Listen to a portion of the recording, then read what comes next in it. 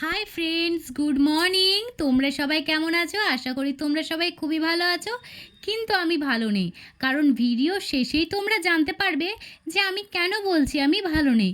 তো সকাল সকাল যেমন রেগুলার উঠি, ঘুম থেকে উঠে বেশ ভালোই লাগছিল, তো আমি ব্রেকফাস্টের জন্য ছোলার ডাল বানিয়ে নিলাম।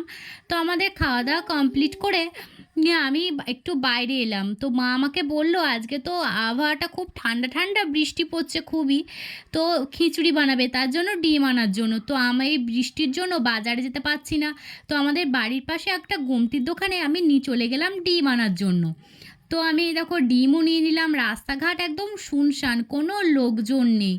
দু একজন আছে, খুবই এমার্জেন্সি না ছাড়া কেউ বেরোচ্ছে না এই ঝড় বাদলের দিনে।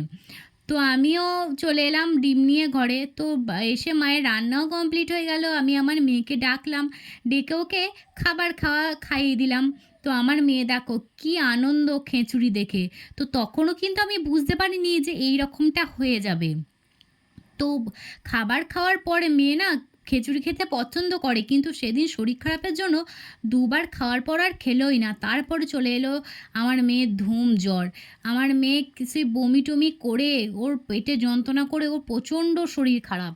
তো দেখো আমাকে কাজ ছাড়া হতেই দিচ্ছে না, সব সময় বলছে মা আমাকে গায়ে হাত বুলিয়ে দাও। তো তারপরে দেখছি সন্ধে লেগে গেল, আমার মেয়ের জ্বরটা আবার বেড়ে গেল।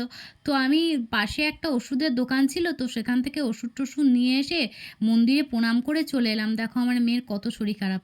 তো আমি মেয়েকে খাওয়ানোর জন্য চেষ্টা করছি, তো আমার মেয়ে কিছুতেই খেতে চাইছে না। তো আমি অল্প মুড়ি দিয়ে আমি ওষুধ খাওয়ানোর জন্য দেখো কি করছে আমার মেয়ে।